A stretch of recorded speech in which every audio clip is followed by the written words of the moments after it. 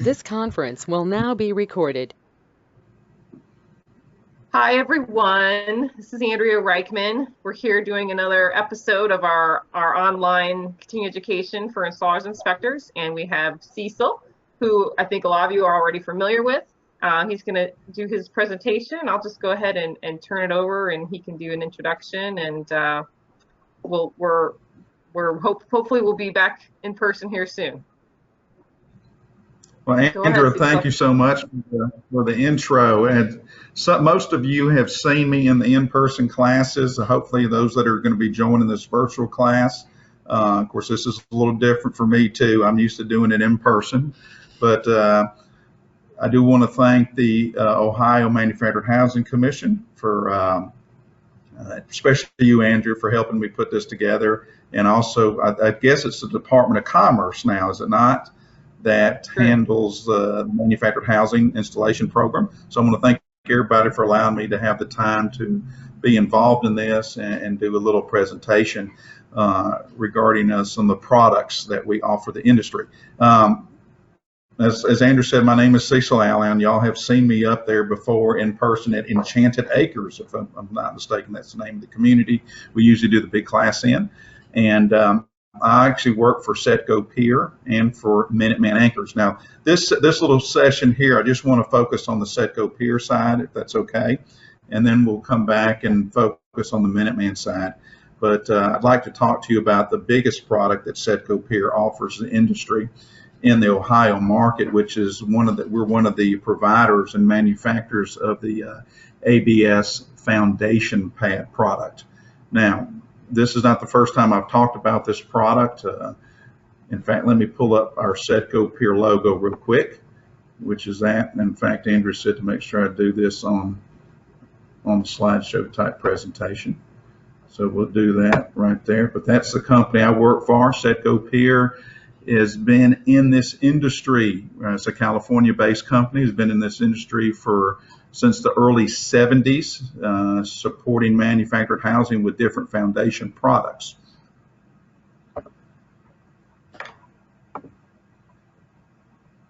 So that is what Sedco does. A lot of y'all are familiar, have used or have seen the foundation, the ABS foundation pad product. Hopefully a lot of you all have used them, whether it's the Sedco Piers one or one of the other manufacturers. I'm going to try to talk in general about what this product does, the advantages it brings to the picture, and the proper use of the product, which should apply to all the manufacturers. Now, for us at Sedco, for instance, we do offer 5 different sizes of the ABS type pads that fall under that ABS type pad category. As you can see, from a 16 by 16 all the way up to a 24 by 24. There's a reason for the different sizes that are offered to the industry. Of course, the larger the pad, the more weight it will hold. Now, one thing I do want to mention about the product, of course, is the ABS foundation pads have been on the market now for quite a few years. It's not a new product. We still get some questions about the proper use of the product.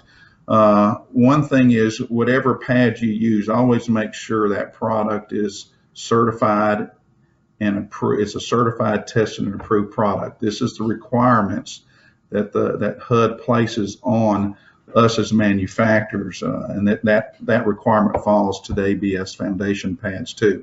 So make sure your product has been certified and tested, and all that will be labeled on the product itself. If you're setting a new home and you want to use an ABS type pad, always check your installation manual or contact the manufacturer of the home to make sure they have approved using ABS type pads for a footer material. The overwhelming majority of manufacturers have approved this product or have approved the ABS type pads as a footer material. HUD itself, in their 3285 installation standards, list the ABS type pad as a permanent footing material along with concrete, both poured and precast, and also wood if you're in the Southwest mainly. And ABS pads, of course, are listed in that HUD guideline. Now, of course, most of y'all, like I said, have used the product, have seen the product, so I'm not going to go over a lot of the basics. Of course, years ago, you'd have to make sure folks understood that the rib side always goes up and not down. You always want to make sure your pad or your site, that the soil conditions are up to using the ABS type pad. So if we're talking about a dirt set, you want to make sure that you have a minimum compaction of 1,000 PSF soil where the pad will be placed. You want to make sure there's no organics underneath the pad that will decay over time and create voids where the pad contacts the ground. So you want to have a solid contact between the smooth side of the pad and the ground it's placed in on. That site also needs to be nice and level, so your whole pier construction is going to be level starting with the foundation pad. If you're bringing in fill material, typically in our instructions, we go the pad will place in undisturbed soil. If you're bringing in fill material, you want to make sure that that fill material is compacted to 90% of its original compaction. It's very important that the soil is very well compacted where the pad goes on top of, because the denser the soil, the more weight the pad will hold, of course. Now, all of the pads, not only Sedco's pad, but all the foundation pads should be tested and approved for different type of pier configurations. And what I mean by that is these pads are designed to either be placed as far as a pier on top, that single concrete stack block configuration, a double concrete stack block configuration, or a steel pier. Now, y'all don't use a lot of steel piers in Ohio that I've seen, but in other states, especially go further west, steel piers are used quite a bit versus the concrete block. So all of the Sedco pier pads are tested and approved for single stack, double stack, and metal pier configuration. So just wanted to kind of make that clear. Y'all have used this product or a similar product to ours for a number of years in Ohio. I've had a chance to talk to y'all in person about the product over the years. Generally, I don't get too many questions about the use of the product since it's been out there for quite some time now. Now, one good thing about the ABS type pads, especially if you look on the Sedco one, all of the information, installation instructions, weight capacities are etched into the pad. So if you're out in the field, you don't have to worry about finding a piece of literature or looking or trying to go to a website and trying to pull up some information. All the information is on the pad itself. Now, one thing that's good about this too is if you ever have any questions in the field about the use of the product, all of the manufacturers, if I'm not mistaken, have their number and website on the pad itself. So you can easily contact us. Usually if on the Sedco side, those calls will come to me anyway, and I'll be more than glad to help you in any form or fashion or get you any supporting documentation you need, especially if you're dealing with a code official that has some questions regarding the use of the product. Now, before I close, I do want to mention one other thing that's on the PowerPoint, and that is we do offer a different construction method that is approved by HUD. Let me kind of pull that up real quick. And that's called a frost. Anybody that's interested, I've had this discussion before in the Ohio classes, and this is what we call a frost protected shallow foundation. Keep this in mind. I think y'all use a form of this to some extent, especially in the communities that you do a lot of sets in. This method allows you to, in cold climates where you have frost depths, this construction method allows you to place your foundation above the frost line and near grade, and actually protects the foundation from potential frost heave in a little bit different manner than going below the frost depth. We provide engineering packages on this type of construction method if you're interested, and this really kind of gives you a different option on your footers too, and in most cases reduces your construction costs of having to pour concrete below the frost depth. But we provide the engineering on this. We also have multiple approval letters on this foundation construction method from some of the major manufacturers, as you see as I'm flipping through here. So As of the second, I can't think of anything else that I could share with y'all other than I thank you for giving me the opportunity. I'll be back with Andrea, and because as I mentioned, I also work for Minuteman Anchors, and I'll be back with Andrea to talk about anchoring and our alternative foundation system that Minuteman offers, which is similar to some of the other alternative foundation systems that are used in Ohio to a pretty good extent. But Andrea, thank you for guiding me through this process. Sure. And I hope what I did was adequate for everybody. I know this is very different than being in the classroom in person where you get to interact with the folks and have questions and so forth. But we're always available. I'm always available at Sedco if anybody needs to get with me on anything. We have very good distributors that move product into Ohio, and we're always there to support the installers as they use product and hopefully help them any way we can. Great. Thanks, Cecil. We're going to end for part 1 right now, and we'll be back with another section of Cecil's presentation. Thanks, everyone. Thanks, Andrew. Y'all, everybody in Ohio, y'all enjoy this, and hopefully I was entertaining enough. All right, thanks. Minuteman Anchors has been bringing you the smartest advances in mobile home anchoring systems since 1963. Now, Minuteman Anchors offers you the most stable, most secure mobile home foundation system available. The Longitudinal and Lateral Bracing System, LLBS for short.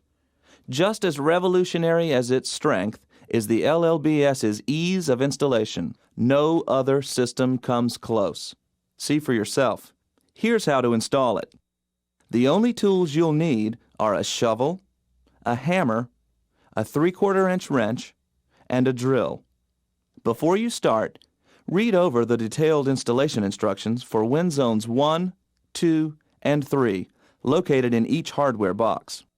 To determine your pier location, pier spacing, and required footing sizes, look to your home manufacturer's installation manual.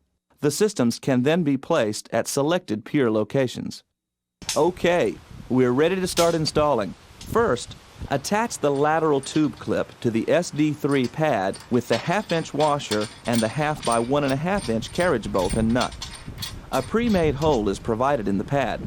Tighten the nut securely with your wrench. Next, take your shovel and remove turf to expose firm, flat soil at each system location.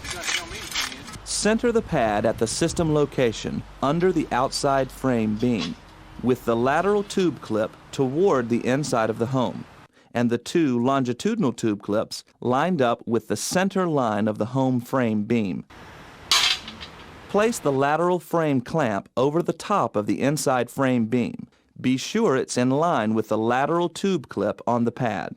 Now, attach the lateral tube brace to the frame clamp with the 1/2 by 2.5-inch carriage bolt and nut. Tighten with your wrench. Extend the lateral tube brace to the lateral tube clip on the pad.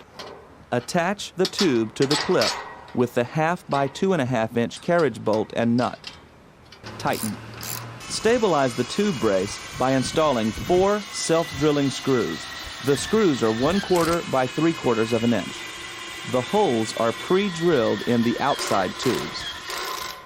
To form the pier, stack blocks on the pad until you get a tight fit under the frame beam. If you're using double stack block, be careful not to cover the 4 pinholes in the pad. Here's the real genius of the system. To secure the pad to the ground, all you need to do is drive the angle pins through the pinholes in each of the 4 corners. That's it. No digging trenches, no jacks, no pounding, no gaps. The pad is secured completely against the ground.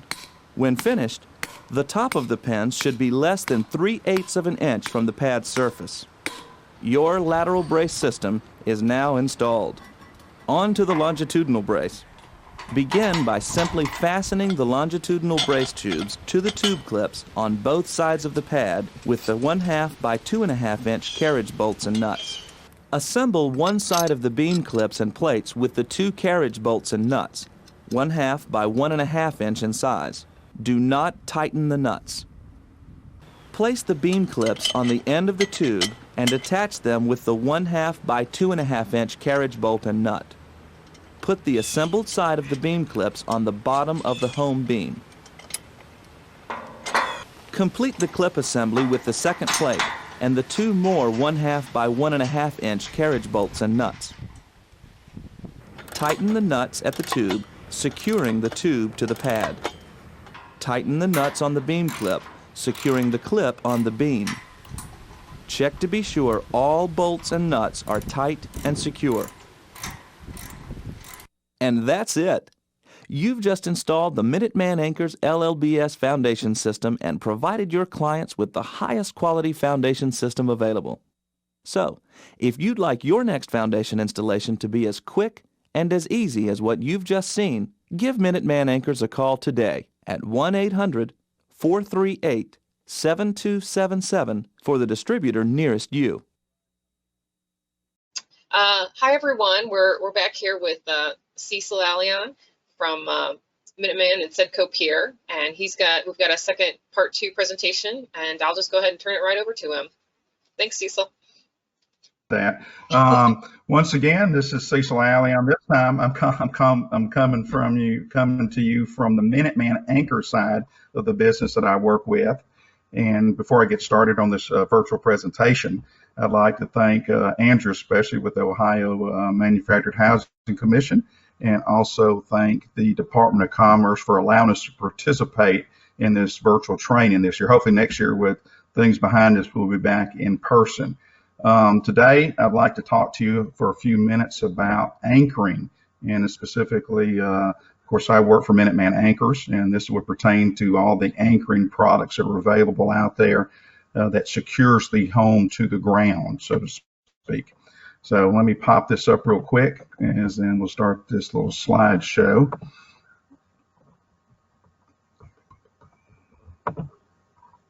As I said, I do work for Minuteman Anchors. Now, just a little history on Minuteman, very brief history here. Minuteman Anchors is the oldest anchoring company in the country. It's a little fascinating history behind them. They're the ones that actually invented what we call the double tension head anchor that we still use today, and also invented the slot bolt, which secures the strap to the anchor head. So just a little history regarding the Minuteman Anchoring Company. Now, anchoring is a very critical part of the setup, and it's one that you tend to see a lot of focus on when you go to different classes around the country, especially on the proper installation of the anchors. So let me pull up PowerPoint one more time. All right. Well, let's see if we can pick up from when we left off. Okay. As you know, anchoring is a very important discussion that we talk about and during all these installation training seminars throughout the country, because it's such a critical part of the proper installation of the home. It's the anchoring that secures the home to the pier or the foundation itself and keeps that home from moving on that foundation. Now, what I'm going to focus on, since we are doing this class for the state of Ohio, is keep in mind that all homes that go into Ohio are in Wind Zone 1. So we're not going to focus on anything beyond Wind Zone 1 as far as the anchoring requirements due to where Ohio is located in the wind zone map. Of course, Wind Zone 1 being the least amount of wind exposure to a home, so your anchoring requirements are usually are always a lot less than if we went to a Wind Zone 2 or 3 home. Now, just like any other anchoring manufacturing company, Minuteman offers a variety of anchors. Typically, the most popular anchor is the one that you put in soil, which we call the auger anchor. We, of course, Minuteman, just like everybody else, offers these anchors with single augers, double augers, and in different lengths. And let's see here. Okay, I'm going to switch back off the PowerPoint for just a second and talk a little bit. Okay, I'm back now. Keep in mind, as an installer or also as an inspector, you want to make sure that the anchors that are being used or that you're installing are all certified and approved and tested. Now, HUD requires anchors to be rated when placed in the proper soil and installed properly, they have to be rated to withstand resistance of 3,150 pounds working load, or a max of 4,725 pounds. Now that is per HUD regulations. So when that anchor is installed in the right classification of dirt and is installed properly, it will hold that type of resistance. Now, keep in mind that, of course, it depends on the soil that you're placing the anchor in, and there's ways on determining what length anchor goes into the soil. The most common way is through a soil test probe that all the manufacturers offer that will tell the installer when he probes that dirt in the spots he's wanting that anchor to be installed. Will tell that installer the classification of soil that's at the depth of the anchor and the density of that soil that's at the depth of that anchor. Now, just like everybody else, Minuteman has certified anchors that are 30 inches in length, that are 50 inches in length, and that are 60 inches in length. And so these anchors come in a combination of 2 auger discs or 1 auger disc. Now keep in mind, the less dense the soil is at the depth of the anchor, the longer the anchor typically has to be and the larger the auger has to be. Now the auger disc, they do come in different sizes. We have a 4-inch, for example, at Minuteman, a 6-inch, a 7-inch, an 8-inch, all the way up to a 10-inch auger. Bigger the auger, of course, that gives you more holding power and less dense soils. Now, let me switch back over to the PowerPoint real quick. Let's see here, slideshow. All right, now, just like every other anchor manufacturer, we do offer installation instructions for the proper installation of the anchor. This is all available on the Minuteman website, but we do offer the installation instructions on the anchor itself. And like I said, the biggest thing that we get that we see out in the field is the improper installation of anchor. And what I mean by improper installation of anchor is if the installer is using just a standard tension head anchor that you have to put a separate stabilizer plate on. Keep in mind that anchor has got to be seated. Has got to be seated. Here you go. Here's a better picture of how that anchor has got to be seated completely flush to the ground. In other words, that anchor head, what we call the double tension head, cannot be above the ground level. In other words, you shouldn't be able to see any of the anchor shaft above ground. That anchor has to be seated completely. Now, keep in mind, in Wind Zone 1, the majority of all your anchors are going to be attached to the I-beam. They're going to be attached to the I-beam of that home, as you see in the picture here. An anchor that's attached to the I-beam of the home, which is required in all wind zones, is not actually, it provides very little uplift on the home. That anchor is there to secure the home from any horizontal movement. In other words, it's securing the home to the piers or to the foundation, and it's keeping that home from moving or shifting on that pier construction from winds that the home is exposed to on both the long sidewalls of the home and then, of course, on the end walls of the home, what we call the longitudinal anchor and support that's now required on Wind Zone 1 homes. So that anchor is there to keep things secure and from moving on the blocks. And that is that is the main purpose for those anchors that the installers are putting in with the strapping that connects the main I-beam of the home to that anchor head. And as you see here in this picture, you see the proper installation of an anchor. Now keep in mind, if you're using a standard anchor, just a standard double tension head anchor, that anchor has got to have a stabilizer plate placed behind the anchor or between the anchor and the home itself. That stabilizer plate is what keeps that anchor shaft from cutting through the ground as it provides that resistance from any movement on that home. Without that stabilizer plate, that anchor rod is just not enough surface there against the dirt to keep it from cutting through the dirt. And of course, we get into, if you look at the bottom of this page, a big critical part is the proper angle of the strapping to keep that anchor within that 3,150 pounds of resistance. Now, I know in our instructions, which used to be the case, was the max degree on the strap running from the I-beam to the anchor head was 45 degrees. Several manufacturers now, if I'm not mistaken, that is now a 60-degree max for that anchor. So kind of keep that in mind as you're installing the anchor properly. Now, one other big area that we see a lot of things that are not right out in the field from inspection reports and so forth is the proper wrapping of the strapping of the metal strapping to the I-beam before you run it back to the anchor head. Now, the most common straps that we see around the country, especially in wind zone 1, are going to be what we call a buckle strap, which is that strap at the top of the page there, or what we call a frame hook strap, which is the strap that's pictured more in the middle of that page. I know that's not the best pictures, but it's kind of hard to see. But all strapping to the I-beam has to have the connection point at the top of the I-beam, not at the bottom of the I-beam. The top of the I-beam is the strong part of that I-beam and gives it the strength it needs for that anchor to work right.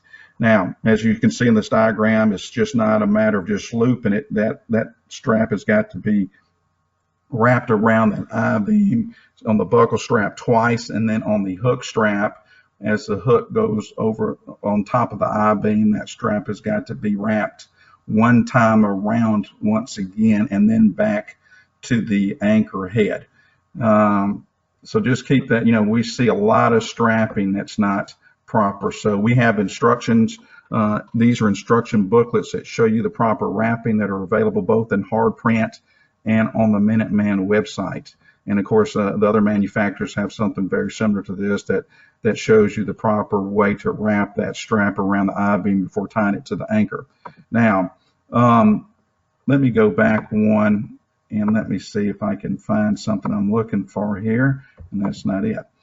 Okay, let me kind of flip through this one more time, and let's see here. There was one thing I wanted to go back to, and I may. Okay, one thing too is that here it is right here. This is what I wanted to bring out too, and that was once the strap is attached, whether you're using a buckle or a hook in most cases in wind zone 1, once that strap is forwarded back or sent back to the head of the anchor, there is a proper way that strap is placed through that split bolt, so you get the proper wrap and tension on that strap at the anchor head. Now, different manufacturers have different amount of wraps that they require for that steel strap to go around that split bolt. Minuteman, if I'm not mistaken, we say three wraps are required. I think some other manufacturers are 3 to 5 wraps. You don't want to see a pigtail there, and you don't want to see excess strap being left over. So we have our installation instructions kind of goes through that process of how to properly run that strap through that split bolt and then provide that needed tension so you have a good tight strap running from the I-beam of the home down to the anchor head. Now, remember I was talking about stabilizer plates. Now, if you're using just a standard anchor like you see in this picture, the stabilizer plate is a must to allow that anchor to properly work and provide the needed hold in the ground. So keep that. So if you're using a standard anchor with no stabilizer plate, you've got to do the separate stabilizer plate with that anchor. Now, here's the wrapping we talked about. Now, another type of anchor that we offer at Minuteman and other manufacturers offer something similar to this is you can use an anchor that has a built-on stabilizer plate. Minuteman calls theirs the easy anchor, or the tie down, for example, calls it the deep set anchor. But the stabilizer plate is already built and welded to the anchor head, so you don't have to place a separate stabilizer plate with that anchor. Now, the way that works, though, not only in ours, but the other versions of it out there, is that cap, that stabilizer cap that's welded to the top of the anchor, has to be completely seated in the ground in order for that cap to offer that resistance you have got to have for the anchor, so it will not cut through the ground once the house is exposed to the winds. So just keep that in mind. It just makes the job a little easier so you're not having to pound a separate stabilizer plate into the ground. Now, of course, we make some different anchors too at Minuteman. We have a what we call the GW2 concept anchor that is made for difficult soil conditions. Just gives an option if you cannot get a standard like 30 or 36 or 50-inch anchor in the ground. This anchor gives it the same hold by the use of the cross drive rods along with the auger on this short version anchor. And it's of course made for only class 2 and 3 soils. Now, soil anchors are not the only anchors that are out there, because we're just not having to set homes on just dirt in a lot of cases. Some parts of the country you get involved in with the ground where the house will be setting has got solid rock, for example. The most popular anchor that is certified to secure the home in solid rock is what you see at the top of the page, which is called the cross drive anchor. Now, we see a lot of folks using these in what they call hard dirt or rocky soil. This anchor is only certified to reach its rated holding capacity of 3,150 pounds in solid rock. It's got 30-inch rods that get driven through those sleeves you see there. And then, of course, you attach your strap to that double tension head just like you do on a soil anchor. But this is designed strictly for solid rock. In other words, if you can drive those rods in with an impact gun or with a hammer, you're not in solid rock. So just keep that in mind. Those are designed for solid rock only. This kind of gives you an idea. The proper anchor to be used is determined by the soil classification. Now, this soil classification chart that you see at the top is straight out of the HUD code. And typically you'll see the 4 classes of soil there. I know it's hard to see on this description, but it gives you the description of the soil. 1 being rock all the way down to loose, very loose dirt in 4A and 4B, which you'll probably see more like in Florida, for example, real sandy, loose soil conditions. At the bottom of that page, you see the wind zone chart. As you can see, the majority of the country's in wind zone 1, and it kind of gives you the wind speeds there that are rated per each wind zone. Of course, Ohio being in that wind zone 1 area of the country. Now, we talked about making sure you use the right anchor in the right soil conditions. For instance, if I am in 4B soil, which you see on this chart, and I put a 30-inch anchor in the ground, that anchor is not going to hold the required, or it's not going to hit that rated holding capacity of 3,150 pounds. So as an installer, as inspector, how do I know what the compactness is of that soil below the top or the grade of the soil, so I know what anchor length I need to use? Well, the industry does offer, and of course, us and the other manufacturers, and the accepted practice outlined by the HUD code too is to do a soil test probe. Now, we offer a soil probe testing device, just like the other manufacturers do, that allows you to go deep to the depth of what you want of that anchor is going to be, and it's going to give you that reading with a torque wrench, and everything's already preset on this.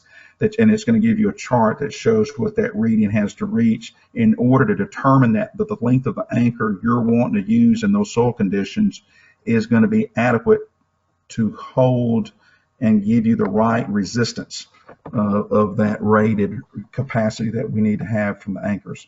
So that is the one tool that is used in the industry to determine what that soil compactness is at that depth. One big question we get asked a lot is, okay, so the anchor's already in the ground. How does, if the house is getting inspected, how do they know that I'm not using a 30-inch anchor when I should have been using a 50-inch anchor, for example? Well, remember I told you all anchors had to be certified and tested. HUD requires that the anchors be marked on the head of the anchor in a specific way, that if the house is being inspected, the inspector can read that markings on that anchor and know what model that anchor is, which will tell him the length of that anchor, the augers that are the size of the augers on that anchor, and so forth. So in other words, by looking at that marking, if it's a certified and approved anchor, that inspector can look at the markings on that anchor, and every manufacturer has a little bit different markings, but we do provide the reference sheet for any inspector to be able to look at the Minuteman anchors and be able to confirm what length of anchor has been put in the ground. So it's just not as simple saying, oh, yes, sir, I used a 30-inch anchor or a 36-inch anchor when you didn't. So he can easily confirm what anchors those are. And let's see here, and here's just that continued list. Well, one thing I did not mention too is one big thing is we talked about the rock anchor, the cross drive. Of course, we've been talking a lot about just the soil, the standard auger anchor that's used in dirt, which is the most common anchor. But also Minuteman does have, in fact, we do have a line. In fact, let me kind of flip through here, and I'm going to go back and show one anchor that we didn't really touch on. And in fact, here it is right here, is a concrete anchor. Now, of course, I would imagine that a lot of concrete is used up in Ohio, either slab or footing construction. So in other words, if we're using concrete, we've got to have an anchor that will provide that same hold from the house to the anchor head that's not in dirt. So the two most common anchors, in fact, I'm going to try to point them out here, is, of course, you do a lot more in the industry with dry set concrete anchors. And let me try to find a good picture of one. I don't see one on here, but it's it's an anchor head with an expansion bolt. Every manufacturer makes one that's very similar. You drill the hole into the concrete, then you go ahead and place the expansion bolt onto the anchor head, and then you tighten that expansion bolt into the concrete and into the sleeve that fits into the concrete. We also make a line, just like every other manufacturer, of wet concrete anchors. As you see these two pictures here, what we call J-hook anchors, basically. Now, the big thing with making sure that your dry concrete anchor or your wet concrete anchor works properly and provides that required resistance or rated load of 3,150 pounds is you got to make sure you use the right amount of concrete per anchor in order for that anchor to provide the same hold as an auger or soil anchor is. So that was one thing. I hope I almost kind of forgot that, but I just wanted to make sure that we were. I'm going to see if I have a better picture of a concrete anchor, and I may not. I don't see one on here, so I do apologize for that. This is well, I've got this page pulled up. This is the listing report. Remember, I told you all anchors had to be certified, tested, and approved. Minuteman likes, I think I know some of the other manufacturers use Radco. Radco is a very well recognized listing and testing agency. Kind of like my friend always says, they are to our industry what the UL is to the electrical industry. So the Radco listing report is very important.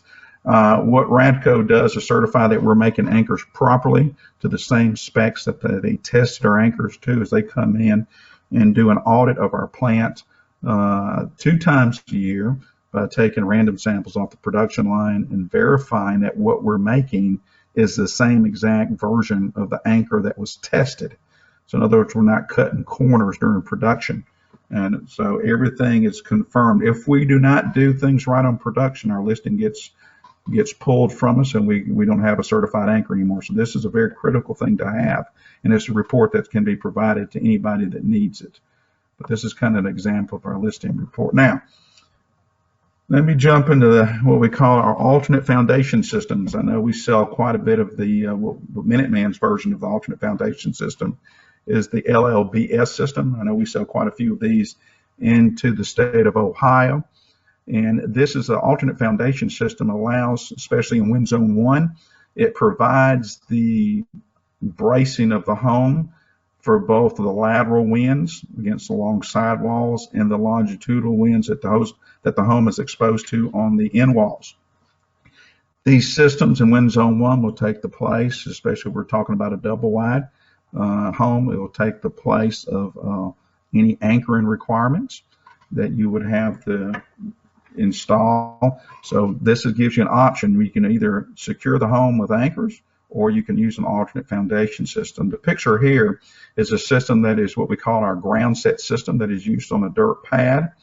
where you have the long lateral arm right here that provides the bracing of the home against winds on the long sidewall. And then we have a little shorter brace arm that is the longitudinal brace that provides the bracing of the home against the winds blowing against the end walls of the home. Typically, anything under, if I'm not mistaken, it's under 70. Let me reference my instruction sheet here to make sure I get this right on the length of the home. Anything under 76 inches in length will require 2 systems in wind zone 1, each system installed at opposite corners of the house. Here you see this is just an example of the different parts and component pieces that come for the dirt set system that we offer. Of course, we also offer the same system for concrete applications, both wet concrete and also in dry concrete. The alternate systems they've been out there for a number of years. They've gained popularity, of course, due to the ease of installing the systems. And let me kind of click off here. All right, I'm back, Andrew. The systems have gained popularity over the years because, I mean, it's an easier install. It's a quicker install for the installer, and it provides that hold that the house has got to have. Now, always make sure if you're going to look at using an alternate system that you consult with the home manufacturer on a new home to make sure that the alternate systems are approved by that home manufacturer. Now, like I can't emphasize, anchoring of the home is such a critical thing to make sure that you have the right number of anchors, you have the right type of anchors, and the strapping and the anchor installation is done properly in order for that anchor to provide that required that resistance that the industry requires. I mean, that's just makes a whole world of difference for a safe and proper installation. Well, Andrew, I hope I covered everything. Sorry about the interruptions with the family dogs. Last time we did this, I was doing it from a hotel room, so there wasn't much to interrupt on. So, but I do thank you for allowing me to have the time to do this. If there is any questions from anybody, of course, it's a little bit different than being in the in-person setting. We're always available at Minuteman to provide needed support documentation, any approvals, and so forth, anything an installer or a code official or inspector would need. So we're always available to them to take care of that part. So anything I could help the state of Ohio with and the installers out there, I'd be more than glad to. Great. Thanks, Cecil. We appreciate you taking the time. No, you're very welcome. Thank you, Andrea. You have a good day and a good weekend. Thanks. Bye-bye.